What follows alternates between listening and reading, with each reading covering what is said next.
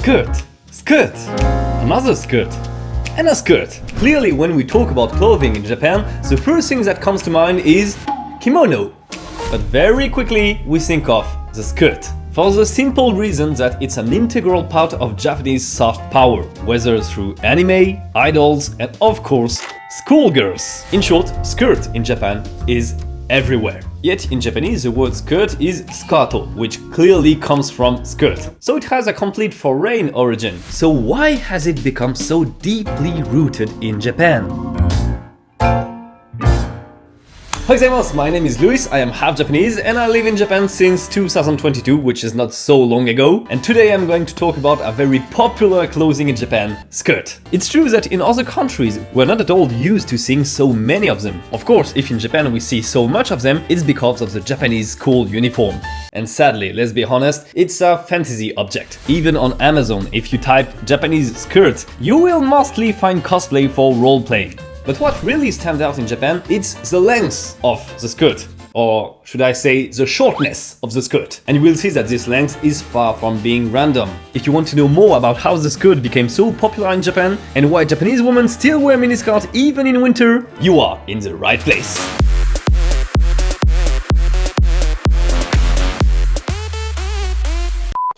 In a country where 2 centuries ago women's clothing looked like this, no one would have bet that 200 years later, the standard uniform in most Japanese high schools would be a skirt. And even less that the most popular clothing item among young women in Japan would be the miniskirt. Clearly, a lot have changed, and I suggest we explore that journey together. Once again, we find ourselves in an era when Japan was modernizing and opening to the rest of the world. The Meiji era. During this period, many Japanese took advantage of the newly opened borders to explore the world. The Japanese had everything to learn. How does the world they live in work? How do different countries work? What are the customs and social norms? And also, how do people dress? Because yes, before this opening, for over 1,000 years, all Japanese people wore kimono. No pants, no shirts, no dresses. And if you are shocked by this, you are not ready for the beauty standards of that time. 3 beauty standards for women during Japan's Edo era. During Edo, women didn't have any cleavage on the front, but in the back.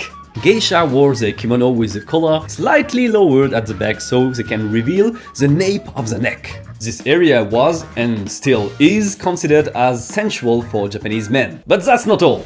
Before the Meiji era, it was also fashionable for women to blacken their teeth. This practice is called ohaguro, and it was a very big beauty standard. I'm sure you've heard it before, but let me confirm it, it's not a myth. It really did exist, and even some samurai used to blacken their teeth. The goal here was to make the teeth less noticeable and the face appear softer. And the third beauty standard, you have to shave your eyebrow. Women would then draw them in wherever they liked on the forehead. This allowed for more flexibility in shaping their appearance. Anyway, you can imagine that when pants and dresses came into Japan, Japanese people had to cope with it, to adapt. They needed a little bit of time to adjust. At first, they were reserved for only the noble class. But gradually, these new clothing trends began to reach the middle classes. Not through fashion, but through work. In fact, female factory workers began wearing Western-style uniforms with pants as early as 1873. But if you have to remember only 1 year for women's clothing in Japan is 1886. That year, for the first time in human history, the Empress appeared before the Japanese people in Western clothing. And right now, I understand you. You want to tell me it's not because the Empress does something that every Japanese woman is going to do the same. It's exactly what happened. A few years later, it actually became the norm for women to dress in Western clothes. And what is going to make a big change is, of course, the Japanese school uniform. 1920. Gradually, the school uniform started losing its traditional Japanese look to resemble Western style more closely. No, that's completely false. It happened all at once. No transition. It comes from traditional straight to Western style. It's all thanks to Elizabeth Lee, a school principal in the city of Fukuoka. She was inspired by the sailor uniform she wore as a student in England, and she created the famous seirafku.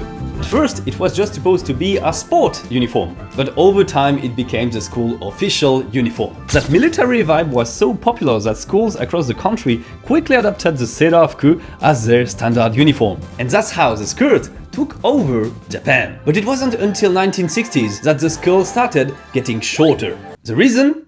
Twiggy Lawson, a British model, actress, and singer who became an icon for young Japanese girls. She was the poster girl for the miniskirt, and naturally, Japanese girls wanted to imitate her. But why this trend didn't ever fade in Japan? The answer lies in the people it influenced: Japanese high school girls. Each generation passed on the love for skirts to the next one, as if it was one for all. The miniskirt and the school uniform.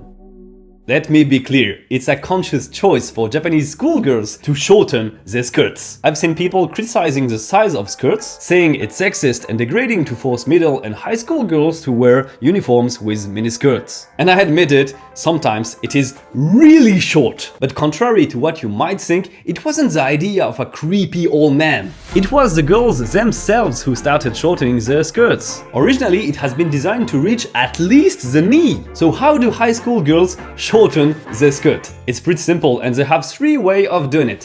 First one, cutting with scissors. If a teacher calls you on it, you'll have to buy a new skirt, so almost no one uses this method. Second one, folding the skirt at the waist. This is by far the most common method. There are even YouTube tutorials in Japan on how to fold your skirt higher to make it shorter. こんにちは、つれづれリメイク日和です。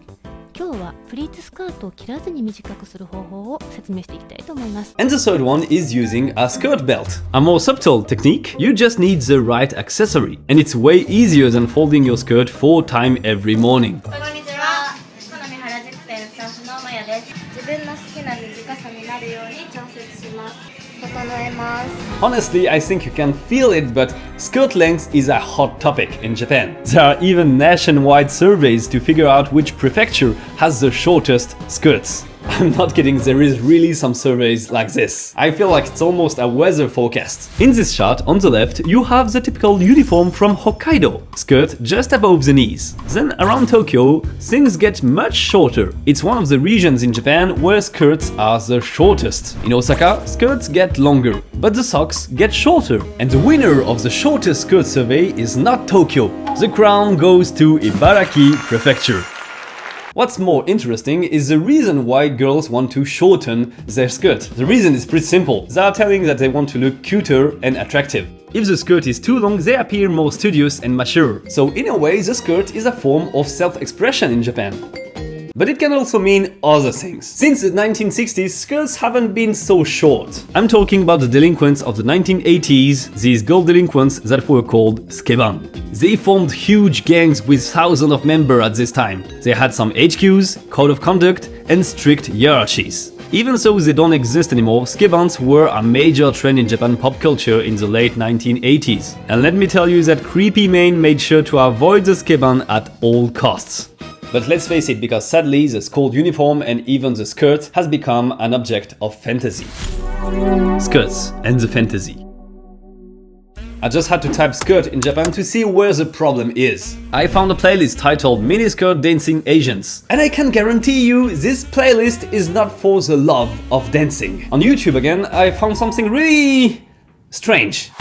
Flipped skirt game. Do you know these kind of channels like 4K Tokyo, where they just walk in Tokyo like normal footage of streets? There is the same kind of content, but with a keyword. The keyword is windy. And they call this a windy walk. And the main purpose of this kind of video is to find some footage with a lot of wind and skirts that have been flipped. This kind of content is pretty widespread, even outside of Japan. But the real issue in Japan is, of course, chikan.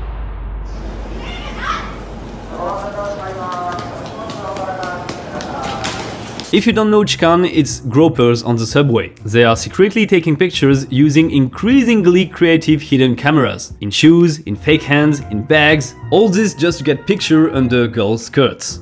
That's why Japan is continuously fighting against chikan. On this poster you can read, "The short skirt you think is kawaii leads to sexual crimes." And this isn't just a preventive measure for yourself, but for your friends and classmates too. I don't like the formulation of this poster because it's incriminating. It's almost telling, "Oh, you were wearing a skirt. What did you expect?" And personally, I absolutely cannot accept this. So until now, I've been talking very much of high school uniform, but skirts exist also after high school. So until now, I've talked about a lot of Japanese high school uniform, but the skirt exists also outside the uniform.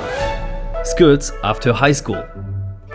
I've seen all the street interviews where people ask Japanese women things like, "Why did you wear a skirt today? Why is it so short? What kind do you prefer?" And honestly, there is never a really deep answer to this kind of questions. When it comes to skirts, there's no need to find some profound explanations. It's like if you flip back the question and ask a woman, "Why are you wearing pants today?"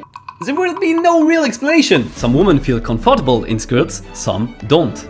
However, some girls still wear skirts just to look attractive, even when it's really cold outside. It's for fashion, you have to suffer, I understand this. But even when it's really cold outside. カイロ持ってって寒そうだからって言われますよく。 Worst case, they carry what we call kairo. Those little heating patches are really common in Japan. なんか若い間しか着れないから今いっぱい着ようと思ってスカート多いかな。大人になったらその年齢層の服に変わっていくから。 Now that's interesting. You noticed that once Japanese women pass 30, it's much less common to see them in miniskirts or even skirts above the knee. The trend shifts to pants or longer skirt. So in the end, the miniskirt became a symbol of the youth of Japanese people. And honestly, I think this is kind of cool. In Japan, if a woman wears miniskirts, no one will really bother. Whereas in many other countries, the situation wouldn't be so easy. And so now you have the history of skirt in Japan. I hope you enjoyed this video. I'm still not used to speaking in English, so excusez-moi. I'm just beginning to making video in English, so I'm not so used to it. I'm not even sure the humor is working on this kind of video. So if you like the video, don't hesitate to put a thumb up and subscribe. It will really help me. See you soon.